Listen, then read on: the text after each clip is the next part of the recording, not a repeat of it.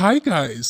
जैसा कि last episode में हमने देखा कि कैट गर्ल की बहन ने कैट गर्ल पर हमला कर दिया था, लेकिन कैट गर्ल कमजोर हो चुकी थी, जिस वजह से अगर वो लड़ती तो डेफिनेटली हार जाती। इसीलिए अब तांग शान ने तुरंत उसकी बहन को ब्लू सिल्वर प्लांट से नीचे खींच लिया और जीवू ने कंटिन्यूअस अटैक्स करके उसे खूब मारा और फाइनली अब इस बार श्रेक स्कूल की जीत हुई। अब वो फिर वापस रूम में जाने लगते हैं और शेन फैंग स्कूल का जियाओ फैंग तांग शैंग को रास्ते में रोकता है और उसकी तारीफ करता है और तांग शैंग भी जियाओ फैंग की तारीफ में 2 शब्द बोलता है और फिर अपने रूम में चला जाता है।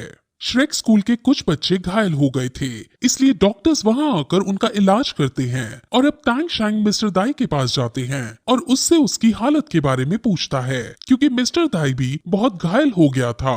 वो दोनों कई सारी बातें करते हैं, जिसमें मिस्टर दाई उसे इस कॉन्टिनेंट में चलने वाली पॉलिटिक्स के बारे में बताता है। असल में मिस्टर दाई एक शहर का प्रिंस है और उसका भाई और वो राजा बनना चाहते हैं। वो दोनों ही राजा बनना चाहते हैं, जिस वजह से वो दोनों स्ट्रांग होकर एक दूसरे को हराना चाहते हैं। उसने पूरी पॉलिटिक्स अच्छे से समझाई है, लेकिन इस टाइम के लिए आपको बस इतना जानना जरूरी है कि मिस्टर दाई एक राजकुमार हैं, जिसका एम्पायर तियानदाओ एम्पायर जितना ही बड़ा है। अब वो और भी बातें करते हैं, जिसमें मिस्टर दाई तांग शैंग से कहता है कि मार्शल सोल तुम्हारी जान लेने के पीछे पड़ी है।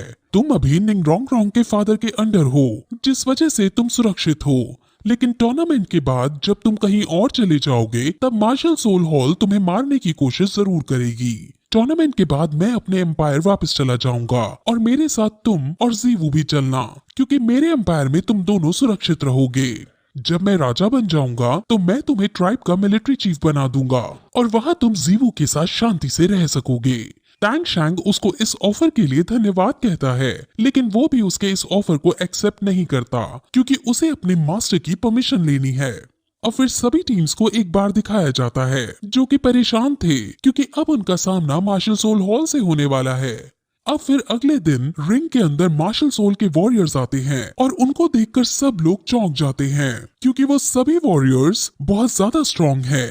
इन वॉरियर्स के पास अलग अलग तरह की मार्शल सोल हॉल हैं और इनमें से एक लड़की के पास जीवू की तरह ही चार्म स्किल है।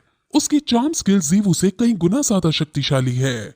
इन सभी के लेवल्स भी बहुत ज्यादा हैं और इनकी स्पिरिट रिंग्स भी कई हजारों साल पुरानी डेमन बीस्ट की है। मार्शल सोल का सामना अब इंपीरियल स्कूल से होता है और मार्शल सोल सबसे पहले वहां धुआं क्रिएट कर देती है और फिर ओपोनेंट को मारती है। उन्होंने धुआं इसलिए क्रिएट किया था क्योंकि वो अपनी फुल स्ट्रेंथ फाइनल से पहले किसी को नहीं दिखाना चाहते थे, लेकिन फिर भी तांग शान पर्पल डेमन आई की मदद से उनको देखता है और वो चौंक जाता है, क्योंकि मार्शल सोल सिटी इतनी तेजी से उन पर अटैक कर रहे थे और ओपोनेंट टीम इतनी जल्दी बेहोश हो जा रही थी कि उनको चोट का दर्द भी महसूस नहीं हो रहा था। और अब फाइनली कुछ मिनट्स के अंदर ही मार्शल सोल जीत जाती है। वहां खड़ी सभी टीम्स को मार्शल सोल हॉल की टीम का पता चल चुका था, जिस वजह से सब काफी ज्यादा घबरा रहे थे। अब ग्रैंड मास्टर अर्लोंग और दीन से इस बारे में बात करता है, लेकिन वो लास्ट में ये कहता है कि वो श्रेक स्कूल को खतरे में नहीं डालेगा, इसलिए वो एक बैकअप जरूर तैयार रखेगा। ये बैकअप क्या है आपको बाद में पता चलेगा। और फिर ऐसे ही कई सारे मैचेस होते हैं और कई सारे टीम्स कई सारे ओपोनेंट टीम्स के साथ लड़ाई करते हैं और फाइनली अब सिर्फ 3 टीम फाइनल में पहुंच पाती हैं। इन 3 टीम्स का नाम Marshall soul Hall, Shrek school और शैंग फेंग स्कूल है। अब रात को हम तांग शैंग को देखते हैं, जो सो रहा था। उसको बुरे बुरे सपने आ रहे थे, जिसमें पहले तो वो अपनी माँ को देखता है, जिन्होंने तांग शैंग को बचाने के लिए खुद को सैक्रिफाइस किया है, और फिर तुरंत वो जीवू को देखता है जो उससे दूर जा रही है। इससे डरकर वो तुरंत उठ जाता है और बालकनी में सांस लेने को जाता है, लेकिन तभी वो वहाँ ग्रैंड मास्टर को देखता है, जो चांद को देखकर गहरी चिंता में डूबे हुए थे। वो कल होने वाले फाइनल्स के बारे में ही सोच रहा था, क्योंकि उसे ये पता चला था कि पॉप खुद इस मैच को देखने वाली है और ग्रैंड मास्टर जानता है कि पॉप कुछ ना कुछ गड़बड़ जरूर करने वाली है। अब फिर अगले दिन सभी टीम्स रिंग में आती हैं, जहां सब पॉप को देखकर झुक जाते हैं, लेकिन तांग शैंग वहीं खड़ा रहता है। वो सिर्फ अपने पापा और अपने मास्टर के सामने ही सर झुका सकता था। और ये देखकर पोप के कमांडर को गुस्सा आ जाता है और वो तैंग शैंग को डांटने की कोशिश करता है, लेकिन तभी पोप उसे रोकती है और तैंग शैंग से बातें करती है, जिसमें वो उसे कहती है कि तुम्हारी अदा बिल्कुल तुम्हारे मास्टर जैसी है। जिस पर तैंग शैंग जवाब देते हुए कहता है कि मैं अपने मास्टर से खुद को कभी कंपेयर नहीं कर पाऊंगा। जिस पर पोप ग्रैंड मास्टर को घूरने लगती है, लेकिन अर्लॉन्ग मास्टर का हाथ पकड़ लेती है और ये इंडिकेट करती है कि अब ग्रैंड मास्टर और अर्लॉन्ग एक हो चुके हैं और अब कोई भी लड़की ग्रैंड मास्टर को अर्लॉन्ग से नहीं छीन सकती है। अब फिर सभी टीम्स को उनकी जीत पर मिलने वाले प्राइजेस दिखाते हैं, जो कि असल में 3 सोल बोन्स हैं और ये 3 सोल बोन्स काफी ज्यादा कीमती है।